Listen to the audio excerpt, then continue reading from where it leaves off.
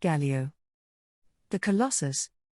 Galio's legend begins in the aftermath of the Rune Wars, when countless refugees fled from the destructive power of magic. In the west of Valoran, a band of these displaced people were hounded by a vicious band of dark mages. Exhausted from days without rest, the refugees hid among the shadows of an ancient, petrified forest, and their pursuers suddenly found their magic to be ineffective. It seemed the fossilized trees were a natural magic dampener, and any sorcery used within them would simply fail. No longer helpless, the refugees turned their swords on the dark mages and drove them from the land. Some decided that this sanctuary from magic was a gift from the gods, others saw it as a fair reward for their terrible journey, but all agreed this should be their new home. As years passed, the settlers crafted items of protection from the enchanted wood. Eventually, they found it could be mixed with ash and lime to make petricite, a material with a powerful resistance to magic. It would be the foundation for their new civilization, forming the walls of the new kingdom of Demacia.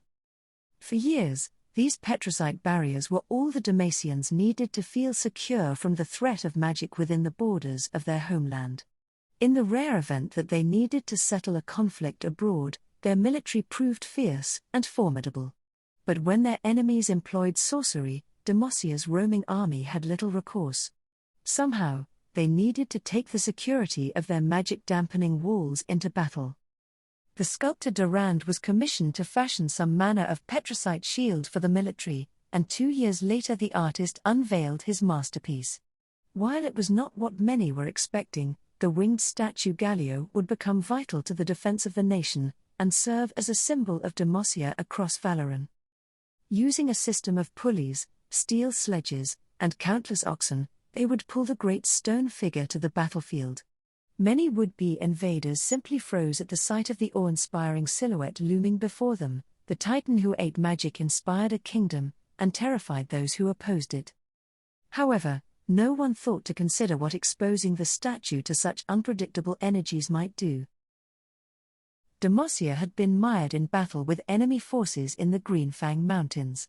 A skilled order of war mages, known as the Arcane Fist, bombarded the Demacians with crackling bolts of raw, mystical power for 13 days.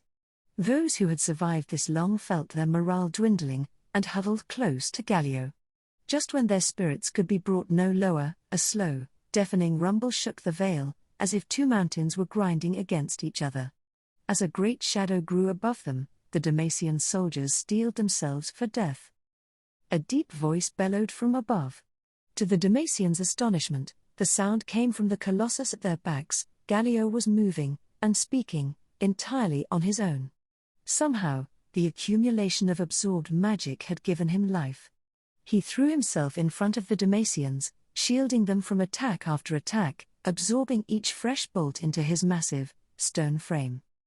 Then Galio turned, bounded up the mountainside, and crushed every last one of the arcane fist into the craggy soil. The Demacians cheered. They were eager to thank the petricite sentinel that had saved them. But as quickly as he'd come to life, their fearsome protector had ceased moving, returning to his pedestal, just as before.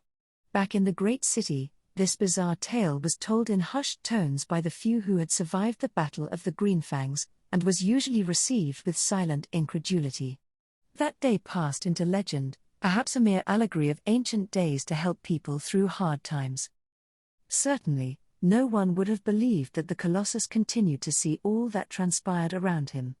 Even while immobile, Galio retained consciousness, longing to experience the sensations of battle once again. He watched mortals pass beneath him, paying him tribute year after year. It puzzled him to see them disappear one by one as time rolled on. Galio wondered where they went when they vanished. Perhaps they were sent away to be mended, as he often was when he returned from war? As the years slipped by, Galio began to realize the sorrowful answer to his question. Unlike himself, the people of Demacia could not be repainted, or have their damage easily repaired. Mortals were frail, ephemeral creatures, and he now understood just how badly they needed his protection. Fighting had been his passion, but the people were now his purpose. Even so, Galio has been called to battle only a handful of times in all the centuries since. Demacia has begun to look inward, with magic becoming rarer in his world than it once was, and so the Petricite Colossus remains dormant, observing the world through the murk of his waking dreams. The statue's greatest hope is to be blessed by a magic so powerful that he will never be forced to sleep again. Only then will Galio be able to truly serve his purpose, to stand and fight as Demosia's protector, forevermore.